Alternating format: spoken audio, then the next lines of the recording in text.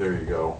Howdy, I am here with what is Jesse Cannon's gold record in Jesse Cannon's house. Jesse, say hi. Hi. As you might imagine, there is no Kleenex here, but we are going to be answering your questions on this live stream. We're very excited to be here. Thank you so much to everyone for joining. Already a bunch of you. Jesse, over there, come get in here.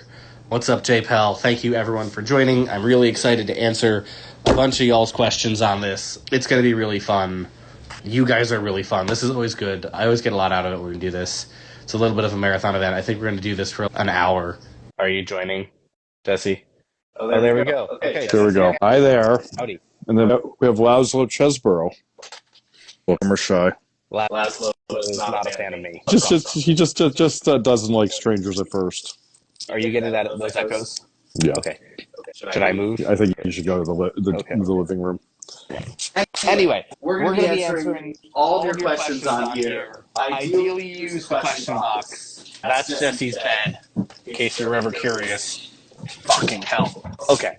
Hey, do we still have crosstalk, or can you hear me okay, Jesse? I'm fine. Yep. Okay, no more crosstalk? Okay. Laszlo. Anyway, we're going to start answering questions and figuring it out. Thank you for the kind words. RK plays bass. My question: I'm going to be releasing a song every 3 weeks for 4 months. Any advice? Oh boy, Jesse, what's your take? I'm sorry, I missed the question. I'm going to be releasing a song every 3 weeks for 4 months. Any advice? Yeah, that's too fast. Slow down. Okay, so think of it this way. One of the things that I hate about these new losers who are telling you to release music every 2 weeks or so is that what most people don't remember is that a song tends to get its momentum around the 1 month mark. If you're no longer pushing that song in short form, you're no longer pushing it in one of the most viable ways to get it streams. So now you have moved on to another song and killed its potential because you promoted too fast, because you think you have so many good songs that you need to get it out every 3 weeks. And I will tell you straight up, you are 99.99% of you, that is not correct. You do not have that many good songs to do this. Slow down a whole week, you won't regret it. That is a very good point. And even more like once every 6 weeks, Yes. I think is good. That's the 6 to 8 weeks is the optimal, but 4 weeks is the most you should. Okay, yeah, weird echo. I think we're past the weird echo. How do you advertise for a song release? Matt. Okay, so I think the first thing to realize is you don't want to advertise a song before it's out, right? Because it's like, why would you point people towards something they can't actually consume yet? Do you know what I mean? And I think a lot of people, they want to run ads for pre-saves and stuff, and I feel like that doesn't really work. Pre-saves are good to capture data from your existing fans, but no one who doesn't know who you are and doesn't know what to expect is pre-saving one of your songs.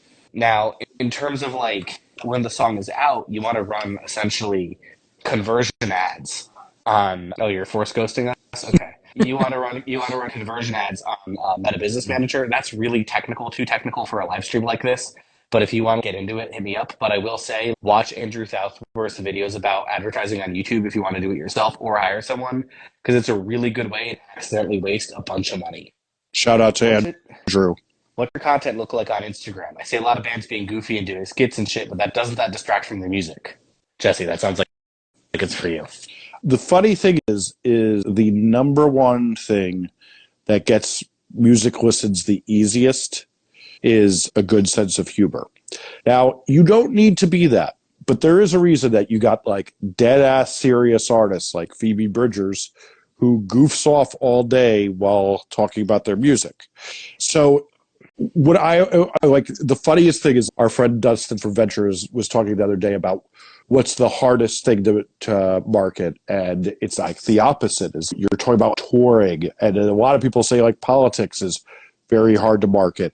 But honestly, humor is a superpower when it comes to promoting music. You don't need to do it. You can do just fine without it, but it is basically what I would say is it's like a turbo button on your marketing. Yeah, I think that's accurate. But like, again, if it doesn't feel authentic to you, you don't have to do that, like at all. Okay, so here's a good one. My first song is out for mastering, and then I'm setting up distribution and publishing, etc. Is this time to talk to you for your expertise? So Jesse and I do similar things in terms of consulting for artists. Early on, there's definitely a lot of things I think Jesse and I can share with you that would be helpful. Especially, I think that both of us really feel early on a lot of what you need is community building. And so that's something I would really emphasize. It's something I think both of us can definitely help you with. And Jesse knows much more than me. Jesse is who I wanted to be when I was 19. I've met everyone like over the different ages who I wanted to be. Like I wanted to be Brian Slagle when I was like 13, and now I know him. I wanted to be Scotty Tankcrimes when I was like 16. So all you guys are just guys I talk to. That's great. The thing I think it really is, though, is when you have questions you can't get answered from doing your Googles, that's a good time to talk to somebody who knows a bit more. But also always look at Google first. There's a reason I used to own Don't Ask Me Before You Google It.com. Tiny Desk concert, to enter or not to enter? I feel like Jesse would know more about that than me. Okay. I don't see why you wouldn't enter.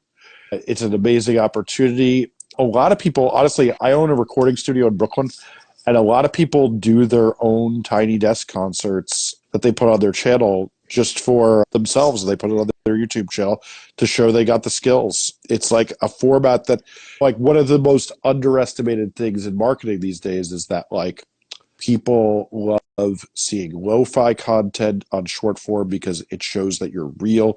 It shows that you don't need a ton of polish to be good.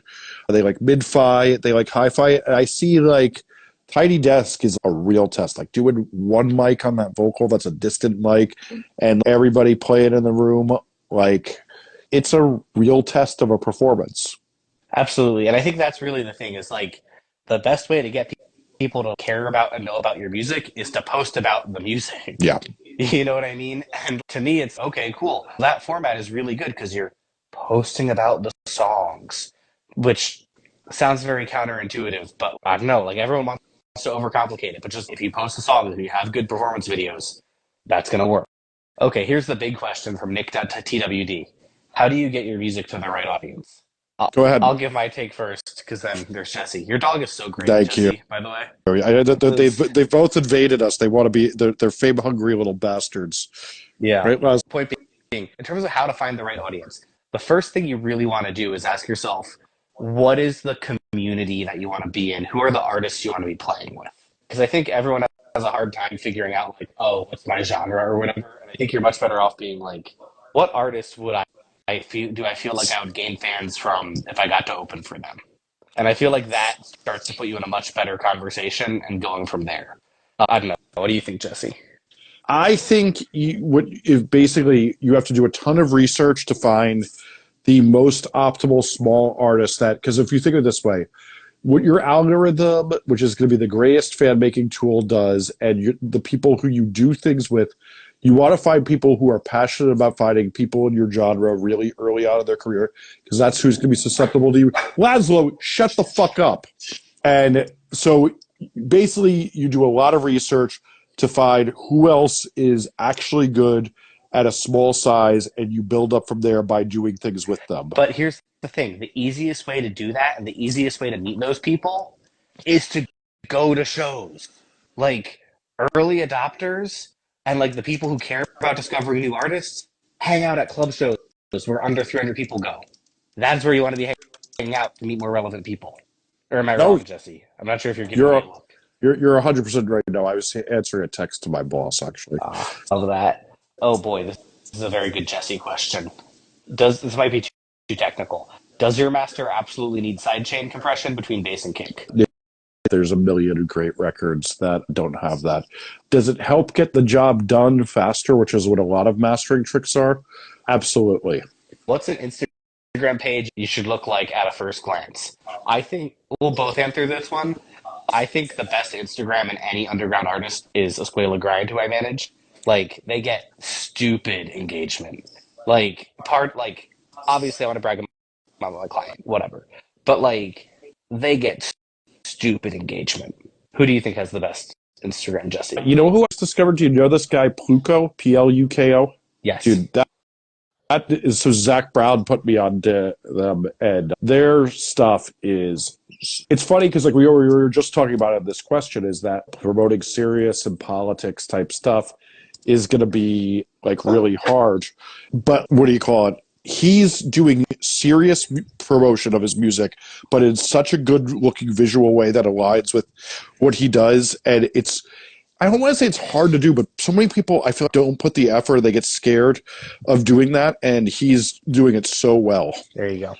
Going. Oh, and just as a quick note, just for everyone watching, for all services, for me, I'm offering 15 to 40% off 6 month plans, ad campaigns, consulting calls, weekly consulting, content rollouts, uh, EPKs, bios, all that stuff. 15 to 40% off. DM or email Matt at dropoutmedia.net. Jesse isn't offering a discount because he doesn't love you. I do.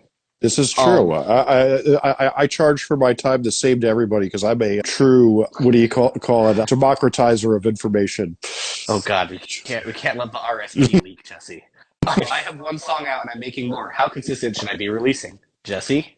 You should be releasing music every 6 to 8 weeks because that is what seems to grab on to both human attention and to algorithms best. Yeah, absolutely. And I think it's also, you want people to be consistently checking back. You want people to consistently be like, oh shit, they always have new stuff. And if you look active and like you're showing up, people are a lot more likely to like take you seriously. It's really hard to promote yourself if you haven't had any new music in 2 years. It's really easy to promote yourself if you're consistently showing up. Let's see what else here. Jesus looks really sad with that answer, Matt. Sorry, Jesus. Jesse, how are you connected to Senses Fail? He actually stole that. I worked on the production team for Let It Unfold You. The fun story I like to tell of that record is almost no one in that band was 18 when we made that record, and we made a very poor decision, and they had all just gotten tens of thousands of dollars in a publishing deal. And we were recording at the nicest studio in North New Jersey, which unfortunately was in back of a strip club. And let's just say they weren't very discriminative about letting a bunch of minors. And that was very bad. Yeah, there was that. My band's music rules, but we can't get asses in the door to see us play live. We have been told that our live show is the best part. Okay, I'm going to burn a sacred cow here. Mm-hmm. Also, I think we're getting echoes again, so I'll talk a little quieter. I'm going to burn a sacred cow here. Everybody will tell you your live show is good after you play. It's true. Like, just because people say, oh, your live show is amazing, does not mean it's amazing. Like, here's the thing, is if you've played more than 5 shows and people aren't bringing their friends to the show, that means you're not awesome. Like, you might still be good. You might still have potential. I'm not saying you're fucked. I'm just saying, like, everybody will tell you your show is good and blow smoke. But yeah, now that being said, the best thing to do, in my opinion, to promote your live show is get really good footage of you looking completely badass live and crushing it. Or if you can't get that, really sick footage of you in your rehearsal space crushing it, and then start posting snippets of that. Where it's like, if people feel like, oh, going to this show is going to be fun and crazy and exciting, they're dramatically more likely to go to the show and have a good time. But you have to show people, here's what you're going to get if you show up, is you're going to have a sick fucking show, bodies are going to fly, or it's going to be emotional or whatever, but you have to showcase this is what that concert is going to be. You know what I mean? And you have to create that. I don't know, Jesse, how do you increase the draw to shows? Okay, so the number one reason, let's assume it's not just your girlfriend trying to have you not punch sheetrock when you get home, and you actually are good live. The number one mistake artists make with playing shows is they don't play with other artists whose fans are likely to like them. They get on some bill and it's a ska band, a metalcore band, a grindcore band, and then a rap band. It's like my dream show.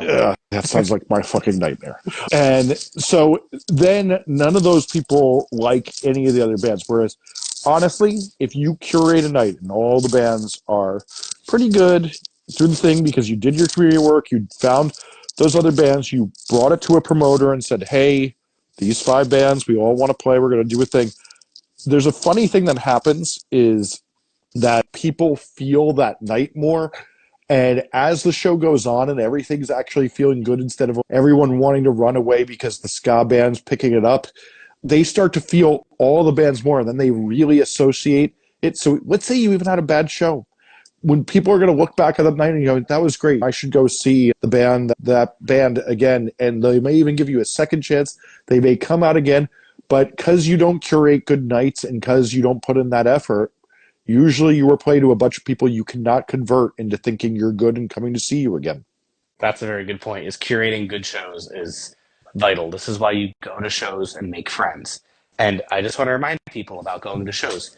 The first thing every musician asks anyone they meet is, "So do you play Yeah. music?" So you can always find people who want to talk music with you. Okay, this is a good one. I create content for a reggae band, and they insisted on doing a pre-launch of content, or they insisted on doing a long pre-launch of content. What are your thoughts on this? We have had very few pre-saves. Jesse? I don't think a really long launch is going to do you any good. And getting people to pre save something that they don't know if they like is probably the most impossible thing to do in the world. You're marketing your music totally wrong. And part of one of the funny things is, so when you have a real job, and it's not, I am not to belittle this person, say they don't have a real job, I don't know what job they have, is a lot of work and being successful at work is getting good at convincing people of things.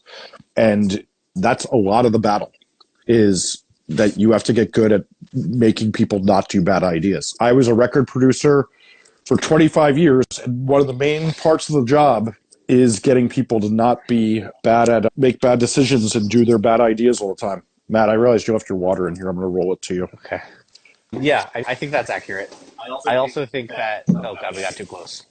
I also, I'm I also think that the thing, again, if you haven't established a fan base of people who are actively excited to hear new music, no one will pre-save. And the only people who pre-save out of pity and they forget you have a song coming out. Okay, this is one for me. Do live shows in small towns do much to push your career forward? Yes, absolutely. These are the people who care the most, okay? Straight up. Because there's very, look, right now in New York City on a Tuesday night, there are three shows that Jesse and I are each interested in going to, and they're totally different sets of shows. We are a completely overserved market. But if you go play Sioux Falls on a Friday, guess what? Every single fucking alternative weird person in Sioux Falls will show up. I know because I just sold 300 tickets in Sioux Falls for a very hard, inaccessible grind band because that's what. If there's no competition there, and those people remember you and they buy more merch because there's lower cost of living and they don't have as many opportunities to spend money on merch. I don't know. I think it's crucial. What are your thoughts, Jesse? I'm going to go grab this water.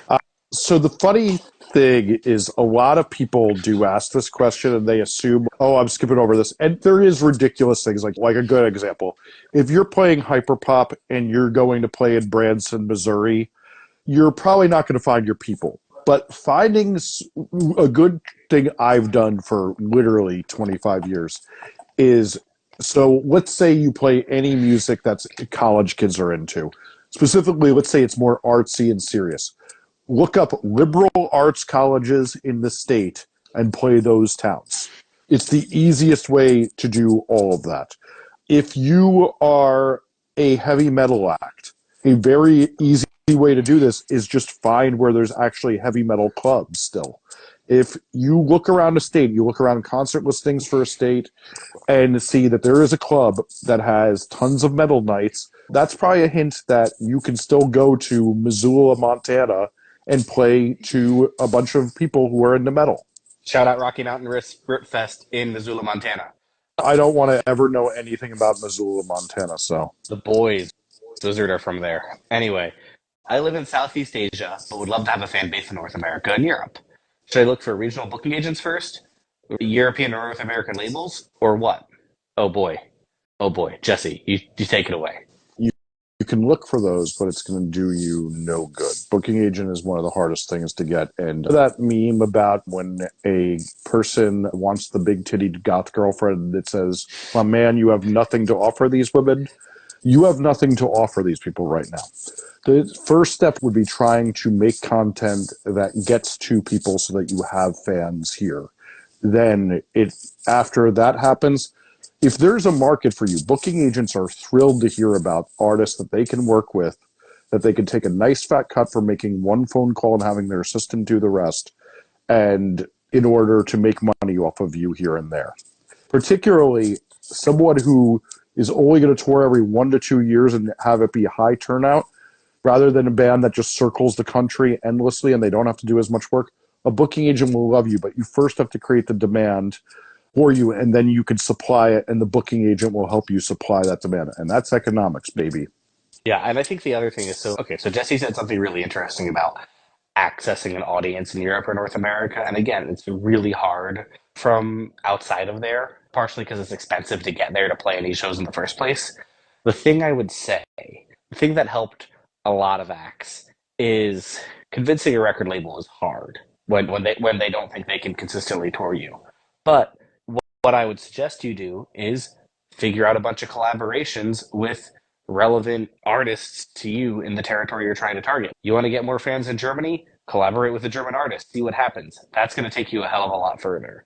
Just another note quickly. Again, I'm going to remind everyone we're doing 15 to 40% off all services just for people watching this live stream. So if you want discounts on 6-month plans, ad campaigns, bios, consulting calls, EPKs, content rollouts, weekly consulting, all that stuff, 15 to 40% off, DM or email matt@drop.net. Next question. Is it possible to go far label-less? Managing everything on your own, booking solid shows without a third party, and doing records on independent studios and stuff. Here's all I will say before I let Jesse reply. How many of your favorite artists don't have a label? Go ahead, Jesse, and then I'll chime in. There is so many artists who have hundreds of thousands of fans that have no one else involved with them. At most, they have a friend helping out here or there, or their partner is really clutch and helps them fulfill some merch orders and do other things. But truly to say, there is so many artists who are already doing this. You won't be the 10,000th. The road is already paved for you. You should get going. And yeah, I think Matt and I do a lot of content that will give you the tools to do so. But here's what I will say. Just if your goal is to become like a big, completely labelless artist, pretty much any of the ones having any sort of success still have a booking agent, and it sounded like you didn't want that. But like they pretty much all have agents. The other piece I think that's really important is the funding is hard, and this really does depend on genre and yada yada yada. But the funding piece is important. I'm looking at record deals right now where I'm trying to get hundreds of thousands of dollars of radio spend and to just break an artist on mainstream rock radio. If you can't figure that out on your own, it's going to be tricky. Again, there's tons of independent paths, and obviously Jesse and I both know people who do that. But just realize having more of a support system is always good.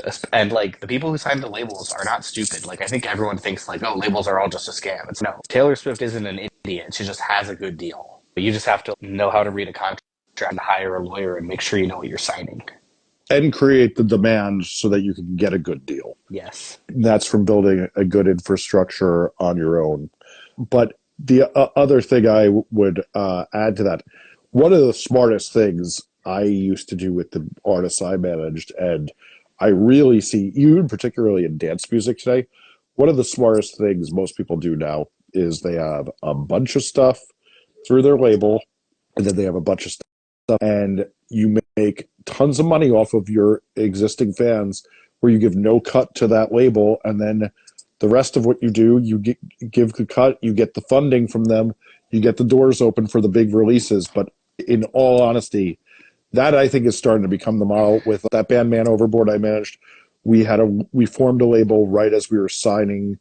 We were on 2 different independent labels at first, and then as we were signing to what was one of the top 5 biggest independent labels in the world, we formed our own label to start putting out smaller releases. And those smaller releases, when we owned them, made them twice as much money as the other releases because we got to keep the whole thing of the pie, but still get all the marketing and promotion from the label. Labels, most of the time, are not in a fully exclusive contract. They just want your bigger releases. Yeah, you can usually put out EPs or something on the side. And that's, I think, my favorite Man Overboard song is one of those. The When the Nights Get Older one. That's on 3 different releases. Anyway, how many skill capes do you guys have between you? I'm assuming this is a RuneScape question. Jesse doesn't play RuneScape because he's lame. I have a cooking skill cape, and that's it. I don't even know what we're talking about. It's a medieval point-and-click video game from 2007. Oh. No Churchill filter. No, there's no Churchill filter. Jesse's probably happy about that. Fucking fascist. We just answered a question just like that. 1 second. If you haven't dropped any music in 3 years, what do you think would be the best first move in releasing new content? You want me to go? I can go. Go. Okay. Assuming that previous music wasn't like hugely successful or something, I would just say treat it like you're treating a new project. So maybe you drop some maybe drop some performance videos of your old songs, but also maybe drop videos of you covering songs, because that's like a really good way to get in people's faces and be like, here's what I sound like, here's who my influences are, yada. So that's something I'll do a lot. I don't know. Another thing is just like what we've been talking about this whole time. Just line up all your releases, drop a single every 6 to 8 weeks for as long as you possibly can, and just create a ton of content around each one of those. What do you think? That's pretty much what I'd say. The big thing I think a lot of people keep thinking about is I feel like so much of the time everybody's thinking like, how do I make this first song blow up like this? And it's like the long slog is the key, is like to sustain this for 6 to 18 months at six minimum. But 18 months is a lot of time when you really start seeing the growth happen. When you look at most of your favorite bands' records, it was around month 9 when a new artist breaks from that record. And I think a lot of time when we get questions like this, it's a thing of you're trying to set it up so that it happens fast. And the slog of putting out the material every 6 to 8 weeks is really where it's at. Yeah, I think that's accurate. I think that everybody thinks you blow up overnight, and it takes forever. And Yeah. also, it takes forever to get good at writing good songs. Most people, they're like 25, 50, 100 songs deep before they're like writing songs that are decent. Yeah, it's funny because you do see some artists who writes pretty damn good songs fast, but a lot of them too have learned the creative process really well. They've learned a lot of tools. They've learned how to draft songs well, and that takes time of doing it and wisdom. It's almost like I wrote a book on that. Is buying ads a requirement for growing a song? Yes, next question. They were trying to get us to fight. No, Jesse, hit him. There's tons of songs. In fact, here it would be my hot take when I say to all this. Ooh. Most of the artists that you see that break in this day and age don't buy a single fucking ad. Sorry. Like, that's the cold, hard facts. Like, you can, over and over again. One of the first things I say when I meet somebody who's managing a group who just you buy a single piece of advertising for that. And what is the answer? The answer is fucking no. Yeah, yes and no. I think I broadly agree with Jesse. I think that you have some sort of weird background noise, Jesse. I'll hit. Like there's some sort of like buzzing, like not even my voice. But all this to say, broadly, I agree with Jesse.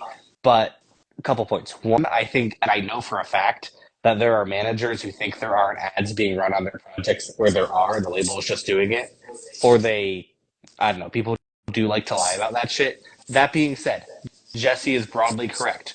Most songs that blow up are not blowing up because someone's running advertisements on them. Advertisements are just an additional piece of the puzzle in my eyes, right? In my eyes, like I think Jesse and I can talk about what a song makes a song blow up is it has to be really excellent. There has to be a community of people around it all pushing it. And then it has to get algorithmic love. Ideally, there's some sort of organic influencer love because hiring an influencer campaign usually doesn't do that for you. And ideally, there's really great video content from the band to help get people excited. Ads can augment all that, but advertisements, like you can't break a song with ads. Ads only amplify the existing attention. Here's my hot take. I actually made a TikTok about this that I haven't posted yet. When I have been talking to artists that, let's say, they're getting to their first song that has ever had a couple 100,000 streams.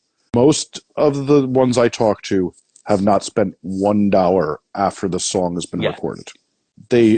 While I endorse making music videos for many reasons, a lot of them have just made short form content. I gotta let this dog go upstairs. Matt, why don't you go on mute so it doesn't echo? A lot of them have made short form content. A lot of them have just made a cheap video, if anything. And it really is the thing that, like, if you grind out making that content really good, you really dedicate yourself to taking 30 minutes a day to make that short form content and come up with good ideas for it, I have to say, you don't need to spend any money. There's never been a point in the music business that's like that. And I would be thrilled in taking advantage of that if I were you all. Yeah, I think that's really accurate. I think you look at a band like Apes Estate, who took like a very fundamentally unmarketable genre, folk punk, but specifically like crust folk punk, like face tattoo folk punk, and made a bunch of really funny video content and monetize, and didn't even have any music. They monetized the shit out of fucking dog. They monetized the shit out of her Jesus. back catalog so that now they pay their mortgage that way. If you can sit down and create all that content and drive people towards it and tell your story with it, that's the best thing. Here's a good question over the barking of these. And now everybody gets to see what my madhouse is like. I met Jesse's dogs like 40 minutes ago and I'm done. It's been a lot of So, barking. what kind of research do you need to do for early adopters? I have a 22-minute video called How You Find Your First Fans and How to Find Community on YouTube that tells you all of it. And it takes about that long to tell you. I'm going to shorten it down a little Go bit. And for it. three words, three words, go to shows. Again, if you go to club shows of under 300 people, all of those people there are early adopters. Those are the people who are excited about finding new artists. So those are the people who are constantly discovering new artists, right? That is where early adopters hang out, and you can get a much better connection face to face than trying to DM a bunch of random people. There's ways to do that. You can go, but again, all that matters, all that matters is community engagement. And when I look at the artists who pop off versus the ones who don't, the artists who pop off are the ones who have engaged with their communities and have like other friends who make a similar type of music who they're consistently talking to and creating with and helping promote each other. There's a reason why Jesse and I met each other when we were both dramatically less internet famous than we are now, right? Because we both just had similar ideas. And like when you're creating and contributing to your community, you start to orbit the right people. And then once you start to orbit the right people, it becomes a lot easier to like make stuff happen. And that sounds like I'm bullshitting you when I say that, but that's how it works. That's why Jesse and I and Venture Music, Dustin and I and Andrew Southworth and I and Jesse, like all of us are friends. But that's the same reason all your favorite artists all will be like, oh, we knew each other 10 years ago. That's why I like met. That's why I work with Mitski, who's one of the biggest pop artists in the world, doing digital marketing for her merch ads. I first saw her when she played in Voice Coils a decade ago, because just that's what this is. It's like the nerds all hang out in the same places. So you just want to go to small shows because that's where the nerds are hanging out. That's where they meet each other. The other thing I would say is if you find an artist that is not a superstar who you make similar to music to, go on Spotify, click the fans also like, see all button, and start exploring those other bands. And those are probably the artists you should know and keep going down that rabbit hole infinitely. Yes, absolutely. Because that's the thing. It's like the one thing I'll say to people is if you bark too much, you're annoying. But hey, Clank is scared of me. But the one thing I'll say to people all the time is ask yourself, who do you want to open for? Because if you go look at who you want to open for, that starts to give you a really good sense of, oh, who are the types of artists I want to play with? And who should I be engaging with? Let's see here. Are fake streams still a thing, or has Spotify done away with them like they say they have? So, Matt, did you see what happened to Ben Jordan? I did not see what happened to Ben Jordan. Enlighten me. Ben Jordan got all of his music thrown off TuneCore for having bots on his streams. He claims he does not, but they said otherwise. But I say this not because I know anything about if Ben Jordan has streams or not, or has bots or not. I say this because the bot purge has definitely started. I got 3 different emails in the last 2 weeks saying, help, they threw my music off, and my assistant has been trained to reply, is it because you use bots? And so far, all 3 of them said only a little, pretty much. And I'm paraphrasing, but they both tried to pretend it was just a few bots. And let me tell you, musicians can't have bots as a treat. I had pineapple as a treat today. It was great. Oh, that sounds lovely. Is it better just to have music out online and maybe a CD for the table on your own, or to wait around for labels? Definitely have music available online. Shut up. You two are so stupid. There always needs to be something you can show people for them to indulge in. You can never work assuming that other people are going to come and get your thing and want to come work with you. You always have to work driven by yourself, and letting people slow you down because, oh, you might get something is a really good way to fuck up your entire career. As a quick reminder, while Jesse wrestles his dogs, we are doing 15 to 40% off all services. So 6-month plans, bios, consulting calls, weekly consulting, ad campaign rollout, content rollouts, EPKs, all that stuff, 15 to 40% off. So DM or email Matt at dropoutmedia.net. It is only for people watching this live stream. So let's fucking go. Yeah, I just watched my YouTube channel. How do you get people invested in engaging with what I post? Nobody seems to comment or share about the band members. Jesse, go ahead. Odds are you, one, probably haven't told the algorithm any place to take you, and so that means that you should be finding other small artists that are similar to you so that you can start to be in their community and get to know people in that community. You probably also need to meet more people who and participate in more communities around your music. You have to remember, these algorithms can't do anything for you till they understand where you live, and they can't begin to help you. These questions basically come down to is the algorithm ain't helping me at all. The other thing is, I haven't seen your content, but like the other hint for this usually is make better content. Be honest with yourself. So, Is your content really that great? real fast, Jesse, what does it mean to engage with other relevant artists Okay, on social media? here's a great example of what I like to do now. I can't screen share, so I have to just, I'll narrate. So you go to musicstax.com. That's STAX, musicstax.com. Do you want to just flip your camera around and show you on your computer screen? I probably could do that, huh? Okay, Jesse pulls that up. Jesse pulls up how to find out who to engage with some dork shit. Spotify related artist tab. Ours got taken away. We're afraid it's black. I don't know. Okay, I don't know how to answer that. Thoughts on balancing with a full-time day job and kids, etc. Okay, I'm ready, Matt. Oh, okay. Yeah. So answer this question about how to find artists to engage with. Okay. So this is musicstax.com. Mustax.com. You're going to go in here. I always do the same one every time. This is a band Mama who I deeply love. They made one of my favorite records. Okay, that there, how it says Bubble Grunge. So that's what Spotify sees that band as. So then let's say you are like, I sound just like Mama. Great. Now you know that Bubble Grunge is a small microgenre that you probably are like. Now what you're going to do is you're going to go over to TikTok and you're going to give the Chinese government your data. You're going to write Bubble Grunge into there. And then from here, Jesus Christ, do I really have to log in? Do I have to? Search the genre on social media. And then from there, you're going to get a list of artists in that little micro genre who with you. No, that's actually not the end of the story. Oh, go ahead. I just don't want my phone number on the screen. I have to pull it away. Okay, so what we're going to do next, though, is we're going to search TikTok for, yep, don't want my phone number there. Let me turn this around. You're going to search TikTok for that small genre name. If you see artists who are posting there that seem like you, those are artists you should be following and participating with. You should be doing replies, video comments, all sorts of things, and getting to know the people who are in that search because those are your people. Somebody's probably making videos about the best artists in that style. And truly, that's who you should be knowing. That's who you should be DMing your music and trying to get in the community of it. And that's how you'll get your first few fans. Absolutely. I think, Jesse, your issue is that your mic is like brushing against your sweater. Got it. That is probably what's happening. Yeah, there we go. You're much better now. Okay. Sorry. I know we're like way behind answering all your questions because there's a ton. Is it better to release one song at a time or 2, 3, or an entire album?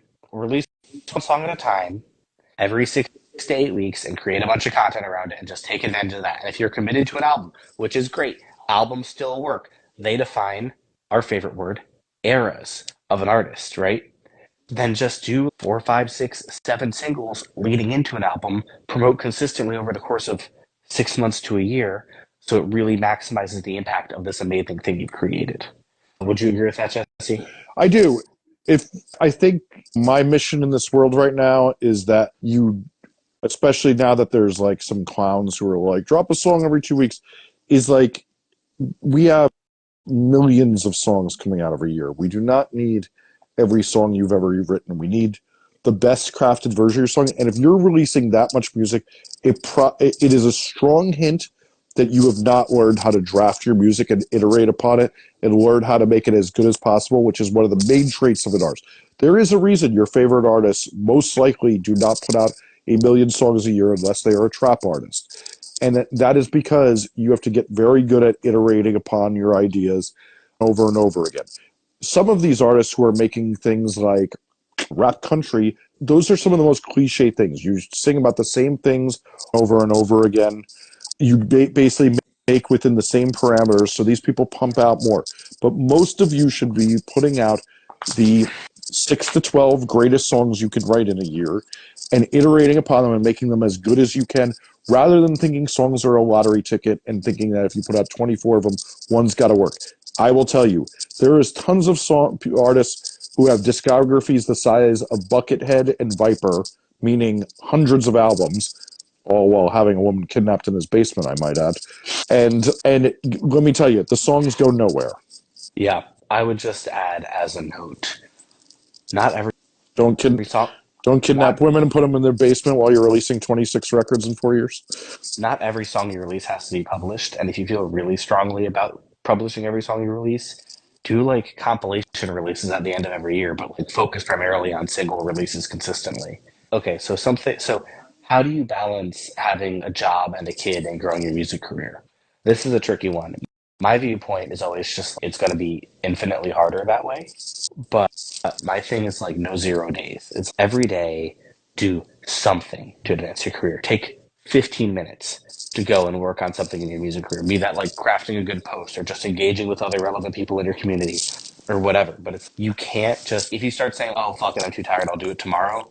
Then guess what? It's gonna oh my god, the noise. It's gonna fall apart, right? You have to be making at least some action every day. And then after a year, you are going to start to see progress. It's going to be slower if you can't dedicate as much time, obviously, but just focus on what can you do and try not to get frustrated with what you can't do. I don't know. What do you think, Jesse? Okay, I'm freed. What a good dog.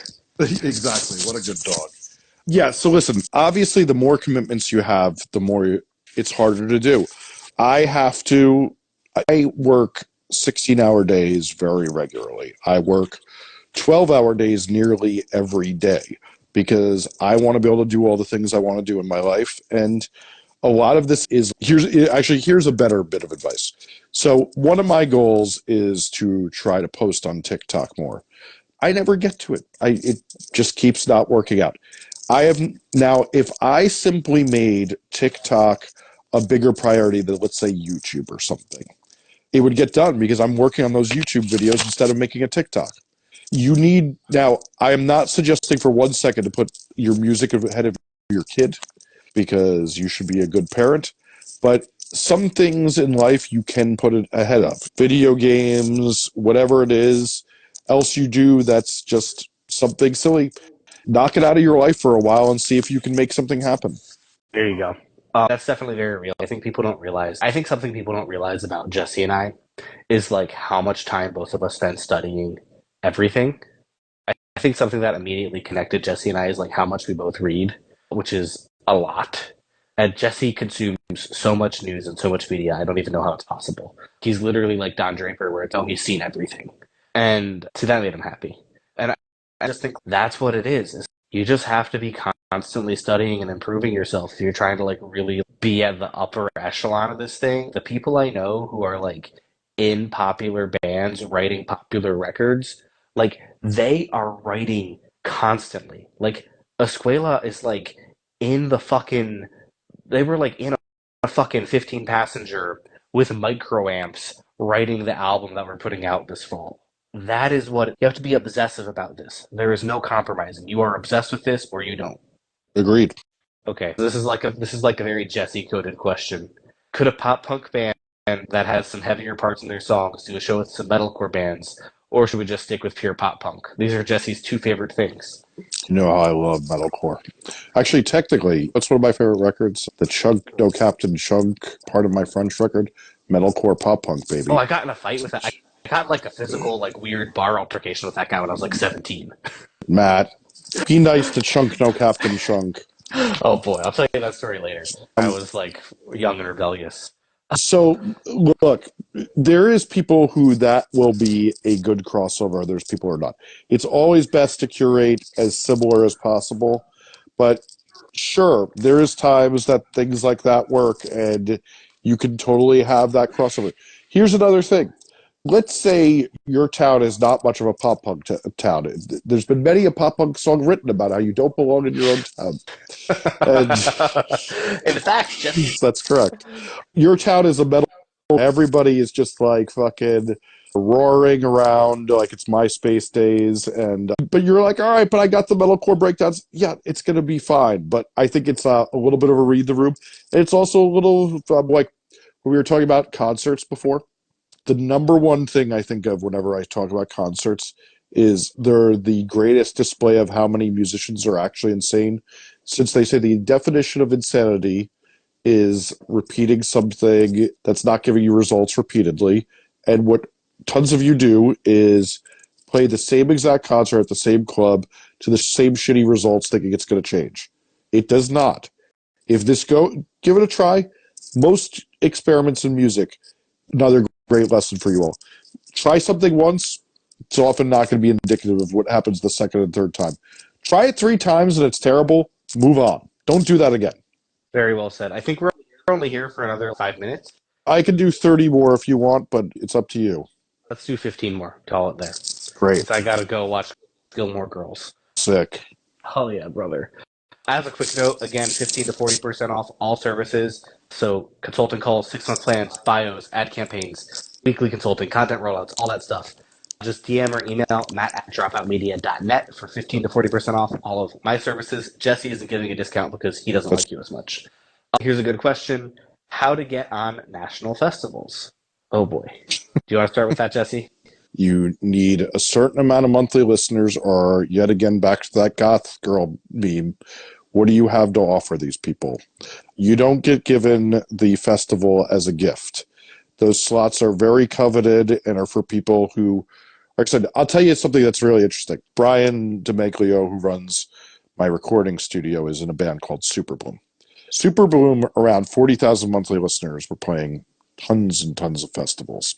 And it's because they didn't tour much, and then they would get them because, yet again, we were talking about scarcity before, is they weren't touring a ton, so they would get offers to come to that area because they would actually draw people. The scarcity and the demand is what gets you a good booking. Yeah, basically. I think that everyone wants to play national festivals, but they don't really think. And so there's a couple of things to realize here. One is scarcity and demand, and what are you bringing to the table? Because most of the people are like, are you selling more tickets or no? Right? And I think what's better for you to do is concentrate on smaller festivals in your niche and to be like, oh, okay, what are like the weird tiny hyperpop festivals within 500 miles? Let's focus on that first, right? The other thing is, especially early on, you might not be good enough. You're probably not good enough live to really make a positive impact if you're on one of those festivals. If you go and put a local, and this happens because people win like Battle of the Bands and they play in front of 5,000 people, it does not work. It does not win them new fans because they haven't done the work to get their live show to that better place. And so it just comes off as amateurish and sad, and people leave. Would you say that's accurate, Jesse? I strongly agree. I checked the box on the right. There you go. Okay. Shout out to Sioux Falls. Hell yeah, brother. Sioux Falls for life. Do you have any advice for tribute bands? Most of what we talk about is applicable to pretty much any style of music, I think. A tribute band is weird because, yeah, you're not able to release the music and have it spread as well. Unless you're a twist on that. Like, one of the things I think is so funny is there was once a study on long-lasting records, and one of the things I thought was so interesting was a lot of the records that sell for a very long, sustained amount of time are actually records where it's a tribute putting a band's music in another genre. So like Dred Zeppelin, and there was a reggae version of OK Computer that apparently sold really well for many years. But yeah, really with tribute bands, the real thing is, and this is going to be the rare moment, Matt, you ready? Because everybody can just clip me out of context. This is where Facebook ads work really well. There we go. There we go. We fucking got there. Finally, Jesse broke down. This is like the same thing as like when I did the Andrew Southworth interviews. So you changed your mind on ads. I'm like, everybody decided to ignore the caveat I made about ads before I said that I endorsed a type of ad. They decided to all just ignore all the things I said right before that. Do you have any Do you have any tips for getting over stage fright for an artist who's starting out? Here's what I don't perform live music, but I do speak at a lot of events. And one of the things that's really helped me, especially when I'm like doing a keynote speech somewhere, is I'm just very fucking rehearsed. I remember my first keynote speech I ever gave. I probably rehearsed that thing 150 times, 2 or 3 times a day in the time leading into it. I was tight. And I think that's really what it is if you rehearse your set literally 100 times, guess what? No matter what happens when you're on stage, no matter if someone does something weird, you're always going to be able to handle it because you've rehearsed 100 fucking times. Yes, that is a good amount of it is knowing you're prepared. Some of it is also that you have to just do it a little to get over it. There are some things that you do to yourself that, what do you call it, can make things worse. For example, one of the things I learned is hangovers give you anxiety. So drinking the night before you play, you're going to be more anxious. You can get prescribed beta blockers very easily. They're one of the most easy things to get prescribed in the world, which do help with that. I've taken beta blockers a lot of my life, not for nerves, but for blood pressure. And then the other thing I would say, too, is that some of this is, like, Matt and I often make fun of people who give mindset tips because they're usually hacks, if that's all you can talk about, because they're just regurgitating other people's thing. But one of the biggest mindset things is also, it's the same thing like with imposter syndrome. Like, the way you get over imposter syndrome is realizing everyone else is fucking faking it as much as you. And the way you get over stage fright is when you realize it's nearly impossible for you to fuck up enough that it really is going to be a thing that has any consequences to your life. Ooh, I have a Theodore Roosevelt quote from my documentary I'm watching right now, which is, I began to act as if I was not afraid, and slowly the fear left me. Deanna, who Oh, just hopped in there. Deanna, shout out. did she? Yeah, I didn't just see it. I was going to say, she sent me a quote the other day that said, someone with half your IQ without the confidence problems as you is making a lot of money, something to that extent. I've been thinking about that one a lot lately, is that the time you spend doubting yourself is time that can be spent much better. I know that's not always helpful, but really, you probably have no reason to doubt yourself and be afraid of that stage. And I say this as somebody who's been afraid of that stage before. I have to, in fact, Matt and I, which we should be promoting, Matt, we are doing I think you're actually muted. March 11th, aka 311 the holiday, Matt and I will be live at St. Vitus Bar in Brooklyn. If you want to come out, we will be taking your questions and talking music promotion, and it's just a big music business meetup. There'll be drinks, there'll be fun here in the heart of Brooklyn at its funnest metal bar, just a few blocks away from where we sit right now. It'll be a great time, and yes, but Matt and I will be on stage for that, and then I'm doing a live performance with my politics podcast, which is a thing I've never done before, the week after that, and I might get a little nervous. And I might have a drinky drink or a beta blocker. We'll see. Yeah, at the last meetup, Jesse and I got wasted. I'll have you know I bailed out as I started to get wasted. Thank you very much. So just to circle, this is important. Just to circle back on a previous question, we were asked, what percent of festival lineups are for artist applications? And so here's something very important to understand. As someone who has a lot of artists who play a lot of festivals, all of those are. If it's a festival that's to over 1,000 people, which is to say a festival with like a meaningful budget, bringing a lot of people in.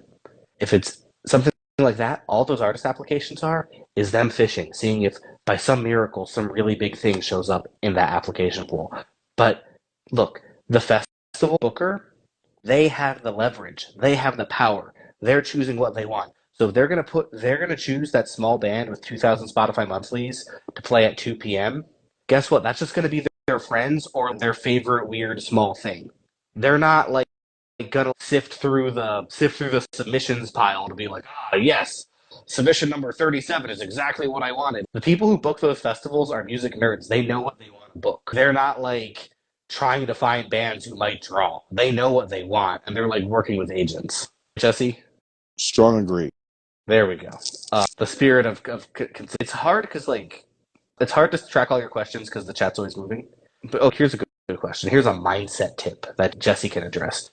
How to not get demotivated from writing so much music, but feeling like 99% of it isn't worth releasing. That's called trusting the process. So if you think of it this way, why should you be exempt from what other people have all gone through? If you think of it this way, There is no one who's made good music that hasn't thrown away 99.9% of what they've written. That's what you do. That's how you get to the good ideas. If you were a scientist, its failed experiments go to getting the drug that regrows your hair or whatever they're developing. Jesse really needs that. Jesse is taking that for a decade, buddy. And what do you call it? Rogaine for life, dog. Anyway, Why? I'm holding onto some hair. Thank you very much. Not a lot, but some. Just wait till I go to Turkey and get that new hairline. It remains the once great civilization. Anyway, this is all to say the motivation is that the only way you get to good ideas is through bad ideas. I wrote a whole section in my book, Processing Creativity, all about this, and it sounds like you need it. Okay, what are your tips? Oh, I actually, Matt, I have to plug. Processing Creativity is now, you can stream it on any Spotify premium account now. So if you want to listen to my book and have me get paid almost nothing for it, you go right ahead on Spotify now. Just look up Processing Creativity or my name and click audiobooks, and there it is. What are your tips for people over 30? Get a real job. Okay, here's my quick spiel that I tell people this all the time. The luckiest thing compared to 5 years ago, when press mattered and all these gatekeepers mattered more, is now no one checks the date of birth on a song of when it was written and who wrote it. So if you can get your song into the TikTok algorithm, if you can get your song onto an editorial playlist, you can do a lot of work to starting to get yourself a lot of fans. There is a shocking amount of people now who are of an advanced age, like myself, who are having their songs do quite well because of this. It is actually, I think, very heartening. I can remember when there was this band Beach Slang that got popular. So fun fact, my first job at a record label, I was the publicist for one of the members of Beach Slang, and that was in 19... And this person 20 years later, so if you think of this, they were in a band 20 years later that then started to get very popular, playing hundreds of seat venues with a brand new band. And he was 38 years old when that happened because people just loved those songs. And that was the beginning of the era where the gatekeepers didn't matter anymore. And no one thought to ask his age. And then they found it out. And it was like, okay, well, whatever, we love this record. Yeah, I think that's really, really valuable. And I think that's the thing is ultimately, look, more part of why it used to be that you really had to be under 25 to blow up was because people over 25 were having kids and not really engaging with culture anymore. But now people of like all ages are like engaging with culture on a really deep level. And also, like Jesse said, so much of this is no longer about being super hot. It's about, do you understand the culture? Can you create interesting content within that? And can you engage with other relevant people within that, right? I manage a really hot band right now where the two core members were both over 30 when it blew up. We sent Coven to Europe for the first time, and Jinx was like 68 or something. There's so much opportunity if you're marketing it correctly because it isn't about being beautiful anymore because we're like a much more accepting society in some ways now. So I think you just have, but I think it really does come back to two things. One, double down on community, and two, use your maturity as a way to better handle situations. I know that now I'm 28. I handle situations a lot better than I did 3 years ago, even. And I think that using that maturity to help you is much more to your benefit. What you don't want to do is be like Alan Vega from Suicide and be like 28 and start claiming you're 18. If you're like clearly older and you're trying to act like you're a kid, everyone will think that's cringe and nobody will like you. As a note, yeah, a funny thing though, I do think the New Order thing is a very funny thing to do, and what I mean by that is New Order, which is really funny because New Order is still playing now, but New Order around the bridge of the 90s and the 2000s just put a bunch of young hot people in their videos because they knew they were writing. That record is fucking sick. It's it did very well for them, but they promoted it all with just like having models playing their instruments while they did it to try to be like, yeah, sure, that's not us who were in a popular band in the late 70s, early 80s. Yeah, basically. Okay, so just as a note, we're going to be here for 5 more minutes, but just a reminder, two things. One, 15 to 40% off all services from Yo Boy. So that means discounts on 6-month plans, bios, consulting calls, ad campaigns, all that stuff. Just DM or email Matt at dropoutmedia.net. And also, again, March 11th, St. Vitus Bar in Brooklyn, 21 plus, but it's free. So come hang out. 5 more minutes of questions, and then we got to bounce. Does anyone make money making music videos as a video producer? Yeah, all the time. Like, I literally had a phone call today with someone to fly them in to Boston to make a music video for me and make like a bunch of money for a week of work. Like, tons of people do it. I think, but again, I think if you're not getting hired for the types of jobs you want, like, that's because either A, your work isn't good enough, or B, you haven't spent enough time building the community, right? Like, if you're truly great at what you're doing, here's the thing. Here's the thing to understand about Jesse and I. And this isn't a flex. This is just how Jesse and I's lives work. We are both with other people in the music industry, with artists, with Jesse in politics, whatever. What this and we also deliver pretty high level services that I think we're both pretty good at. What this means, because we have done that, because we have spent countless hours building that those connections, anytime either of us needs like $500 of work, we can do it and we can get there in 10 minutes of texting because we've established all these relationships that I can be like, oh, okay, like I need to make 150 bucks. Let me find someone who let me run a quick and dirty ad campaign. And it's just but like all business only succeeds when you build community and made people understand I have a quality product and we have a personal connection, so you like me and you want to work with me. Straight up. People want to work. It's true. The other thing is with music videos, here's what I'll say is we're in the era where since the tools to make them are pretty easy to come by, the idea is so much of what matters and so much of what gets a music video to spread. So if you have good ideas, especially ones that will work for an artist for very cheap, make those videos, find an artist to make those videos with, and keep building a resume. And people look in those credits. People, what do you call it, will respond if you're sending around your reel and you have great work in it. There's one of the most popular things, maybe not most popular, but a thing a lot of my more established fan base consulting clients do with me is they pay me to give an opinion on a couple of directors about which way to go, or sometimes a couple of treatments, and they have me go through it with them because they know I'm a music video nerd. I watch music videos all night, a couple nights a week. I sit on YouTube and just watch videos and TikToks. What are good starter music industry jobs? My take is one of the best starter music industry jobs early on is booking agent, because you meet a lot of people and it's not really something that involves like super high degrees of like technical skill. It's just like meeting a bunch of people and building your community. And a lot of those like promoters you meet early on probably don't stay promoters, but they'll often stay in the industry and get like other industry jobs, and that'll help build you up. That's my take as like a good early job. I don't know. What do you think, Jesse? Every record label is looking for an intern that knows a bunch of the emerging things that their other employees are probably bad at. That could be one, TikTok. The one I've been telling everybody to learn. If you know how to use Airtable right now, almost all of the record labels are still using shitty Excel spreadsheets for things. And Airtable, like, changes lives. It's so fast to use and so easy to use.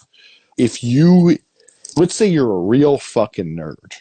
If you can figure out how to build on the blockchain some things to make their accounting easier and equations in Airtable or spreadsheets to make it so that the royalties get calculated automatically and there's less time spent on that, you're getting fucking hired, baby. Any advice for pitching a song to a Nashville artist when you don't have an inside contact? Oh Lord, Jesse, you know where this? No, just okay. I got nothing there. I do my best to stay out of country music. That's fair. Though I do have a blockbuster country music interview coming very soon on the channel in the member feed, and we'll put some of it public, but it's a blockbuster. Literally one of the biggest artists in the game. Toby Keith, the last interview. Yeah, I sat there. I was like, that red Solo Cup. Hell yeah, brother. Terrorism. You know what Chris Christopherson had to say. Okay, last question. My band is recording footage of our shows. Any advice on making the best use of said footage? My take. Chop it up into a bunch of 30-second clips, post those on TikTok, see which do best, keep running those like once every 2 months. Run them also on Reels. If you can think of a clever caption, throw a caption on there, but it's not necessary, especially if the performance is compelling enough. Try it with both live audio and the recorded audio synced up, and also try to find good filters to put on it so that you look even cooler. Just film in log and something really flat looks terrible a lot of the time. Yeah, if you can get any sort of color correction done, you're really doing better. Color, or honestly, going through CapCut, let's say you edit it in anything. You even get an edit, it looks a little flat. Throw it in CapCut and hit the different filters till you go, that one looks cool. Once you say that one looks cool about 3 times, choose which of the 3 looked cooler, post it on the internet, stop thinking about it, move on to the next piece of content. Okay, last question, because this is a very good question for us to end on. What is a good low budget music promotion tip? Jesse, you give 3, then I'll give 3. It's so funny because low budget, almost all of the tips now require no money. All of our tips are low budget. Yeah, I think everything I have, but honestly, it goes to a lot of things we're saying is find what works for you, what you can prioritize. Like, you guys are in the best time to ever be a musician. You can change your life if you study TikTok for an hour a day. Find how you can block an hour on your calendar, how you can change something in your life so you can take an hour to study and make 1 TikTok a day for your music, because it could change your life and this may not last.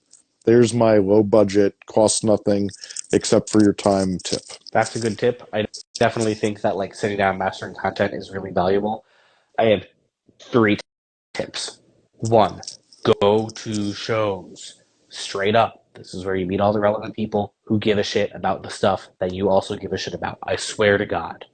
2nd, actively engage on social media with other relevant artists in your niche. Okay, what this means is go search on relevant hashtags, comment on their shit. Okay, go look at who's commenting on artists relevant to you, go engage with those people, comment on their shit. Don't comment, check out song, bro. Comment like real shit so that they go and check you, so that then they're like, oh, who's this person? And they go check you out, they see your content is good, and you go from there. Finally, spend time, just to clarify a little bit on what Jesse means when he says studying TikTok. What this very specifically means is ask yourself with every music TikTok you watch, why did I like this TikTok? What made it compelling to me? What made it interesting to me?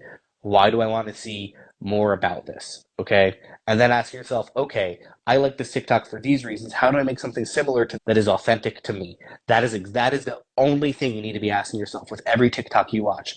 And then take notes and then use that for your own ideas, right? And literally, so many channels I see are just ripping off what works for other people in the niche. But guess what? That works. And if you're not sure where to start, go look at the Papa Roach TikTok, because that's like quite possibly the best TikTok. Like, they do it very well. For rock musicians, one of the best. I don't think it's the best TikTok. I told Jacoby that it was the best when I met him, and he was like, and I was like, I make a living like stealing ideas from you and your brother, and he was like, that's awesome. And then he did his one selfie thing. It was great. Matt, did I tell you the funny thing that Zach Brown and I were talking about how good Papa Roach's TikTok was at Citroen down the road, like a few blocks? And Citroen, shout out. So Dawn, who owns Citroen, and Jacoby used to date. Because she's, are you guys talking about Papa Roach? And she thought it was so funny. She's like, Jacoby and I used to date. Get it? Dawn's like a hot older woman. Just as a quick thing, what woman has the best TikToks? Apes Estate. Anyway, we are wrapping up. What woman has the best TikToks? Honey's Revenge. Anyway, we're wrapping up now. Real fast. Finally. Come see, if you're in Brooklyn, if you're in New York, if you're anywhere on the Eastern Seaboard, I expect you to get in a plane and come see me and Jesse Cannon, March 11th at St. Vitus Bar. It is my favorite bar on the planet. I've had 6 relationships start there. Like... Taylor Swift it up and take a private jet there. Exactly. That is what we expect. March 11th, we're going to hang. We're going to answer all your questions on stage for an hour and a half, and then we're going to all hang out. You're going to meet a bunch of other motivated musicians who want to talk and share ideas and grow. The last time we did this, 70 people showed up, and it was fucking sick. We're going to do that again.